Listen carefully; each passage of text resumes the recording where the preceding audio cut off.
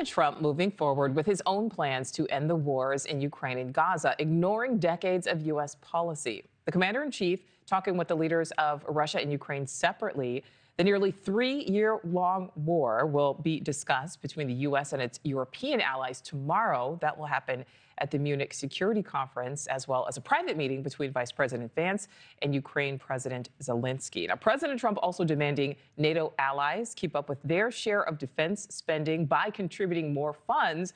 That is something Defense Secretary Pete Hegseth reiterated a short time ago at NATO headquarters. We look to allies to support this important work with leading on Ukraine security assistance now through increased contributions and greater ownership of future security assistance to Ukraine. And when it comes to the Middle East, President Trump putting deadlines on Hamas, threatening the terrorist group that if they ignore the ceasefire agreement and do not release the remaining hostages, all of them, by Saturday at noon, there will be hell to pay. News Nation's Robert Sherman joining us live from the White House. Robert, the president really throwing out the traditional playbook when it comes to foreign policy at this point.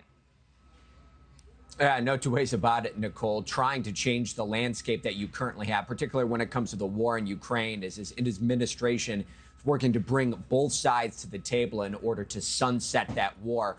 President Trump speaking by phone with both President Zelenskyy and President Vladimir Putin, laying the groundwork for negotiations as the war approaches its 3-year mark.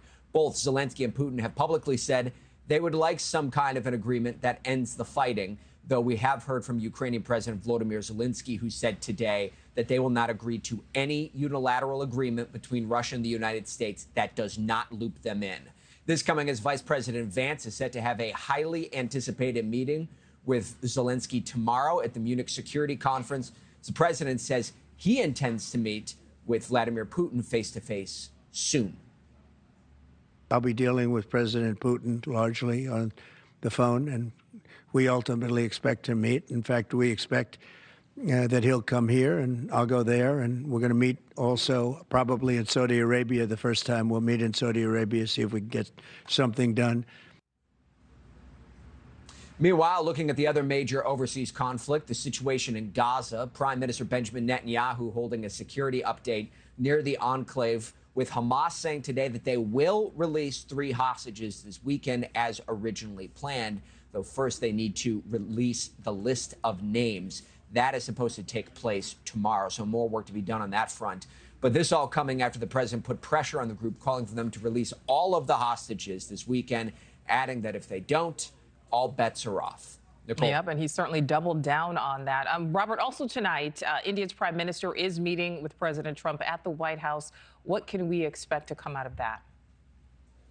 Yeah, foreign policy is going to be in focus again here, Nicole, and it comes on a day in which we're anticipating that the president is supposed to make an announcement about reciprocal tariffs. This is something that he's been talking about the last couple of days. Narendra Modi, the prime minister of India, the two have had good relationships, particularly in the last administration for President Trump, and they've been allies to a certain extent. But India is a country that the United States operates at a trade deficit with. It's very conceivable that that could be coming up as well, the issue of tariffs. And we have gotten some indications from the Indian leadership that there is a willingness in order to talk about tariffs and be flexible on that front, for taking in Indian nationals on the front of immigration, for those who show up at the U.S.-Mexico border. What exactly comes out of this will remain to be seen. But this is another day in which foreign policy is going to be front and center right here at the White House.